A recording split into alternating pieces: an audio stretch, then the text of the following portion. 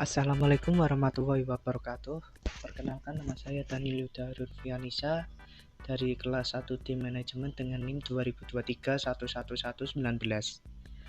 Saya di sini akan membacakan materi tes saya tentang Islam dan Iptek dengan judul Peran Kemajuan Sains dan Teknologi, Abad Kejayaan Islam dan Implikasinya terhadap Modernisasi Abad Kontemporer.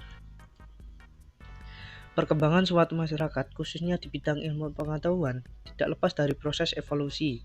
Mazhab ini dalam sosiologi dikenal dengan aliran evolusionisme, yang artinya peristiwa sosial ini mengalami perubahan dan perkembangan sedikit demi sedikit, yang kadang perubahan itu dengan cara dikendaki dan direncanakan, tetapi kadangkala tidak terprogram dan tidak direncanakan. Yang dikendaki dan terprogram, misalnya kebijakan yang diambil oleh suatu rezim penguasa, penemuan yang tidak sengaja seperti penemuan radio, penemuan listrik, penemuan obat sakit, malaria, dan sejenisnya. Kedua jenis perubahan ini dalam fakta sosial sangat berpengaruh dalam kehidupan sosial, baik pengaruh itu berlangsung dalam jangka waktu yang pendek atau jangka waktu yang panjang. Berangkat dari pola pikir tersebut, maka pembahasan ini akan dititikberatkan pada kebijakan politik yang telah ditempuh oleh penguasa Muslim. Filosofi Khalifah Al-Ma'mun. Khalifah Al-Ma'mun sangat berbeda filosofi hidupnya dengan para khalifah Abbasiyah pada umumnya. Juga berbeda dengan kakaknya Al-Amin bin Harun Al-Rasyid yang suka berpesta pora dengan para lelaki telah dibelinya dan telah dikebiri. Al-Ma'mun cenderung lebih memperhatikan jalannya pemerintah dan pembangunan negara, termasuk kemajuan dalam bidang ilmu pengetahuan dan teknologi, ketimbang bersukaria dengan pesta pora, minum keras, dan hasrat terhadap sesama jenis. Sebagai penganut Mu'tazilah, Al-Ma'mun sangat gemar ilmu pengetahuan dan filsafat. Hal ini merupakan salah satu faktor yang mampu menggerakkan umat Islam untuk kemajuan ilmu pengetahuan dan teknologi dengan pesat. Berdasarkan uraian tersebut, nampaknya Al-Ma'mun memiliki filosofi pluralitis dalam berbangsa dan bernegara, sehingga tak membedakan suku, agama, ras, dan aliran atau syarat. Adapun paham keagamaan Khalifah Al-Ma'mun adalah pengikut aliran Mu'tazilah. Dalam persoalan ilmu kalam, sebagai seorang intelektual dan negarawan, Al-Ma'mun hampir tanpa celah, seandainya ia tidak terseret yang terlalu dalam terhadap rasionalitas Mu'tazilah dan menjadikannya sebagai paham resmi dalam keanegaraan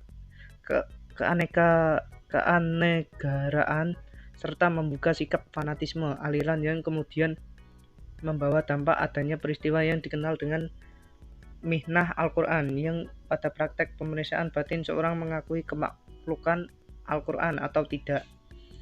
Jika tidak, maka akan dihukum berat. Praktek institusi ini muncul di mana-mana dan paham. Dampak kebijakan Al-Ma'mun terhadap kemajuan sains dan teknologi. Suatu kebijakan yang telah diimplementasikan, maka perlu dianalisis yang secara singkat. Analisis kebijakan bisa diartikan sebagai tindakan yang diperlukan untuk membuat suatu kebijakan, baik kebijakan yang baru maupun kebijakan yang mengutamakan konsekuensi dan kebijakan yang ada.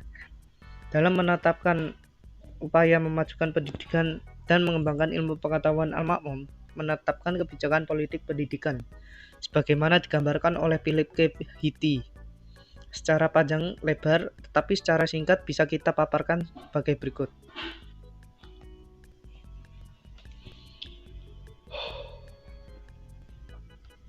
1. Al-Ma'mun sangat menghormati para ahli ilmu, baik agama maupun umum, termasuk para filsuf, sekalipun tidak seperti ayahnya Harun al-Rasyid.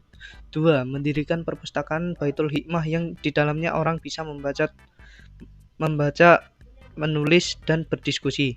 3. Cabang-cabang ilmu keislaman muncul dan berkembang pada masa ini seperti ulumul Quran, ilmu qiraat, ilmu hadis, ilmu kalam, dan lain, termasuk munculnya berkembangnya fikih dan usul fikih dalam 4 mazhab semacam Imam Syafi'i. Ilmu pengetahuan umum juga berkembang seperti filsafat, matematika, ilmu alam, metafisika, geometri, aljabar, dan lain-lain. 4. Penerjemahan buku-buku yang berisi tentang ilmu pengetahuan dari bahasa Yunani, Persia, dan India ke dalam bahasa Arab. Sumbangan Islam terhadap kemajuan iptek di dunia barat. Pada saat dinasti Abbasiyah berdiri di Kufah dan Baghdad, Irak, ada sebagian anak keturunan Khalifah Bani Umayyah yang bisa menyelamatkan diri dan lari ke Andalusia, yaitu Eropa bagian selatan, dan di sana mendirikan kekhalifahan sendiri yang terlepas dari Baghdad, Eropa Selatan yang sebelumnya sudah takluk kepada Khalifah Bani Umayyah. Zaman Walid bin Abdul Malik dengan panglima besarnya Tariq bin Ziyad. Peristiwa penyelamatan dari kejaran Abbasiyah ini, posisi umat Islam di Andalusia semakin kuat dan perkembangan budaya dan ilmu pengetahuan semakin berkembang. Setelah Khalifah Al-Hakam mengambil kebijakan dalam pendidikan, yaitu dengan cara memerintahkan untuk mengimpor karya-karya ilmiah para ulama dan filosofus dari timur dan jumlah besar. Dampak dari kebijakan politik pendidikan ini di Andalusia muncul ulama-ulama yang ahli berbagai bidang seperti Ibnu Rusyid, Ibnu Bajah, dan penyusunan Alfiyah Ibnu Malik. Dan kota-kota seperti Granada, Cordoba menjadi pusat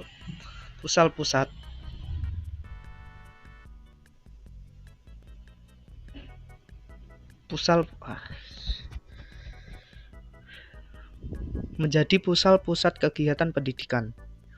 Secara singkat, dapat dinyatakan bahwa masuknya ilmu pengetahuan kebudayaan dan peradaban Islam ke Barat melalui cara yang hampir sama dengan yang sudah pernah ditempuh oleh umat Islam pada saat mengimpor ilmu pengetahuan dari Yunani, India, Persia, Cina, dan lainnya, yaitu dengan kegiatan penerjemahan karya-karya ilmuwan Muslim yang mereka jumpai di Andalusia, Sisilia, dan Perang Salib. Saya rasa sudah cukup sekian dari saya. Terima kasih. Wassalamualaikum warahmatullahi wabarakatuh.